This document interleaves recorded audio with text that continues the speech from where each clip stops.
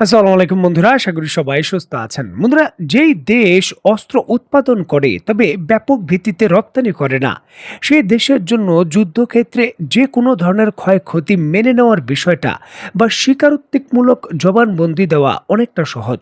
তবে যেই দেশ বিপুল পরিমাণের অস্ত্র রপ্তানি করে, বিশেষ করে যুক্তরাষ্ট্রের মতো দেশ, এই দেশের জন্য যুদ্ধক্ষেত্রে নিজেদের উৎপাদিত আধুনিক অস্ত্রের ক্ষয়ক্ষতির বিষয়টা স্বীকার করে নেওয়া অত্যন্ত জটিল বিষয়। কারণ এটি শুধু সাথে সাথে ক্ষতির বিষয় স্বীকার নয়, ভবিষ্যতে তাদের এই লঞ্চিং প্ল্যাটফর্মের যে বিপুল পরিমাণের বাজার রয়েছে, সেই বাজারকেও নিজের হাতে ঝুঁকিতে ফেলা। আর এই জন্যই কিন্তু যুক্তরাষ্ট্রের যতগুলো বিমান ইরানের মিসাইল বা অন্যান্য সিস্টেমের আঘাতপ্রাপ্ত হয়েছে, যুক্তরাষ্ট্র আঘাতের বিষয় স্বীকার করলেও সেটি বলেছে যান্ত্রিক ত্রুটির কারণে। ইসরায়েলের মতো দেশ F-35 যুদ্ধ বিমান পূর্বেও যখন মিসাইলের আঘাত পেয়েছে, তখন কিন্তু তারা বলেছে পাখির আঘাতে এমনটা হয়েছে। যান্ত্রিক ত্রুটি আর পাখির ঝাঁকের ধাক্কা, এর কারণেই কিন্তু যুক্তরাষ্ট্রের বেশিরভাগ যে সকল আকাশে উড়ন্ত বিমান বাহিনীর অস্ত্র রয়েছে, সেগুলো ক্ষতিগ্রস্ত হয়েছে, এমনটাই দাবি করেছিল তারা। এই কৌশল কিন্তু এইবার বাস্তবিক অর্থে যুক্তরাষ্ট্রের যে সেনাবাহিনী রয়েছে তাদের ক্ষেত্রেও তারা দাবি করছে। আপনারা নিশ্চয়ই জানেন, ইরাকের যে ইরবিল রয়েছে, সেখানে কুর্দিদের সঙ্গে যুক্তরাষ্ট্রের সেনা সদস্যদের একটি বড় ধরনের অংশগ্রহণ বহু দিন ধরে সেখানে রয়েছে। শক্তিশালী ঘাঁটি তৈরি করে সেখানে তারা অবস্থান করছেন এবং বারবারই শোনা যাচ্ছিল কুর্দিদের সরাসরি অংশগ্রহণে সেদিক থেকেই পদাতিক হামলা হতে পারে, কারণ ইরবিল সীমান্ত একেবারে ইরান সীমান্তের কাছে। গতকালকে সেই ঘাঁটিগুলোকে লক্ষ্য করে ইরান শক্তিশালী হামলা করেছে। এখন ইরানের পক্ষ থেকে দাবি করা হচ্ছিল ইরাকের ভেতর ইরবিলের এই ঘাঁটিতে ইরানের শক্তিশালী হামলায় যুক্তরাষ্ট্রের বহু ক্ষয়ক্ষতি হয়েছে, তাদের সেনা সদস্যের ক্ষয়ক্ষতি হবে অনেক বেশি, এটা ইরানের দাবি। যেখানে যুক্তরাষ্ট্র দাবি করছে যে ইরাকের এই ঘাঁটিতে হামলার কারণে একজন নিহত হয়েছেন তাদের সেনা সদস্য। তবে এটি ইরানের হামলায় নয়, বরঞ্চ তাদের নিজস্বভাবে একটি মিশনে এমন ঘটনা ঘটেছে। যুক্তরাষ্ট্রের দাবি হলো যে অবিস্ফোরিত, মানে ইরান থেকে যে ড্রোনগুলো হামলা করা হয়েছে, সেই ড্রোনের কয়েকটি ড্রোন বা একটি ড্রোন অবিস্ফোরিত অবস্থায় ছিল। ঘাটিতে পড়ে থাকা ইরানের অবিস্ফোরিত ড্রোন নিয়ন্ত্রান্তিকভাবে নিষ্ক্রিয় বা ধ্বংস করার সময় সেই বিস্ফোরণে যুক্তরাষ্ট্রের সেনা সদস্য নিহত হয়েছেন। মানে এটি সরাসরি ইরানের হামলায় নিহত হননি, এমনটা দাবি করছে যুক্তরাষ্ট্র।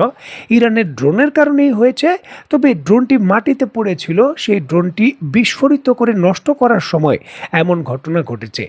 মানে বিষয়গুলো স্ট্র্যাটেজিকভাবে অনেকটা পাখির ধাক্কায় বিমান ক্ষতিগ্রস্ত হওয়ার মতো আর কি। ক্ষতিগ্রস্ত হয়েছে, তবে দাবি পাল্টা দাবির বিষয়গুলো একটু ভিন্ন। দেখুন, এই ঘটনার সাথে সাথে রিসেন্টলি যুক্তরাষ্ট্রের ৩ জন সেনা সদস্য নিহত হওয়ার ঘটনার বিষয় যুক্তরাষ্ট্র স্বীকার করলো। ২ জন জর্ডানের ভেতর এবং একজন ইরাকের ভেতর।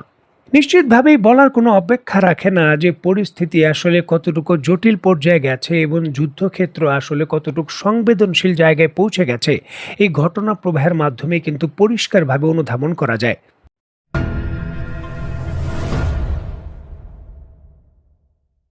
দেখুন, যুক্তরাষ্ট্র এবং ইরানের মধ্যে নতুন করে যুদ্ধবিরতির চুক্তি অনেকটা ভেঙে যাওয়ার পর ইরানের বন্দরগুলোর উপর নতুন করে নিষেধাজ্ঞা দিয়েছে যুক্তরাষ্ট্র।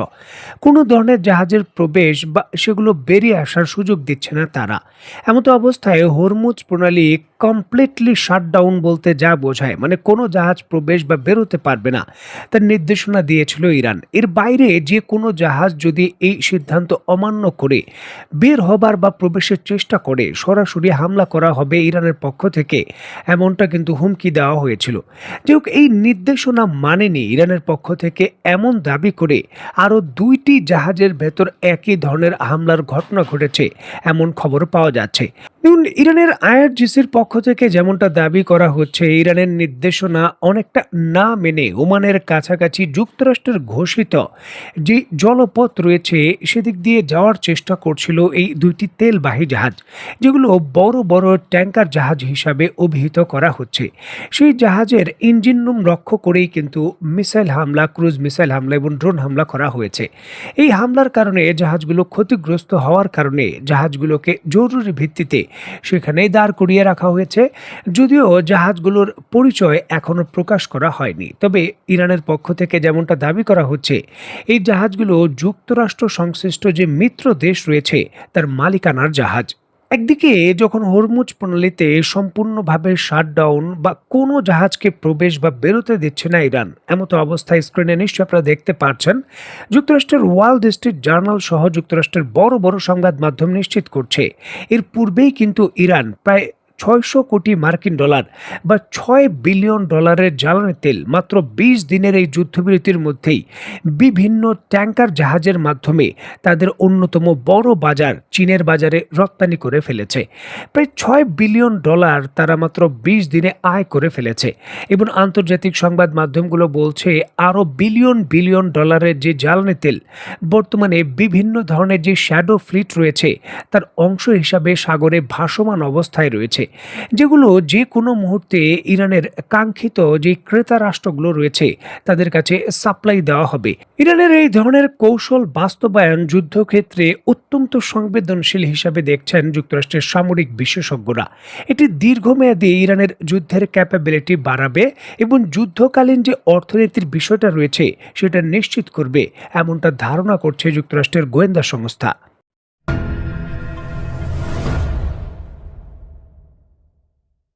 মোটামুটি কয়েক সপ্তাহের একটা লম্বা বিরতির পর নতুন করে যখন ইরান এবং যুক্তরাষ্ট্রের মধ্যে উত্তেজনা বাড়ছে এবং পাল্টা হামলার ঘটনা ঘটছে, ঠিক এমতো অবস্থায় ইরানের পররাষ্ট্রমন্ত্রী এই যুদ্ধ থামানোর শর্তের বিষয়গুলো পরিষ্কার করেছে।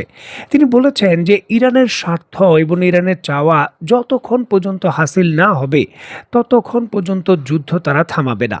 অত্যন্ত গুরুত্বপূর্ণ এই বিষয়টিকে কেন্দ্র করে পররাষ্ট্রমন্ত্রী আগারচি তার বক্তব্যে বলেন, সংকট ব্যবস্থাপনায় সবথেকে গুরুত্বপূর্ণ বিষয় হলো কখন যুদ্ধ থামিয়ে কূটনীতিক আলোচনায় যাওয়া হবে সেই সঠিক সময় নির্ধারণ করা। তিনি বলেন, যুদ্ধ অবসান হয় সামরিক বিজয়ের মাধ্যমে, নয়তো আলোচনার মাধ্যমেও সমাধান আসতে পারে, তবে আলোচনায় বসার উপযুক্ত সময় তখনই আসে যখন সামরিক ফ্রন্টে নির্ভরযোগ্য এবং কৌশলগত সাফল্য অর্জিত হয়। ইরানের পররাষ্ট্রমন্ত্রী যুক্তরাষ্ট্রকে বার্তা দিয়ে তার বক্তব্যে আরও দাবি করেন, জনগণের জীবন এবং দেশের ভবিষ্যতের সঙ্গে কোনো ধরনের ঝুঁকি নেওয়া যায় না, তাই প্রতিটি সিদ্ধান্তই পূর্ণাঙ্গ মূল্যায়ন এবং হিসাব নিকাশের ভিত্তিতে নেওয়া উচিত।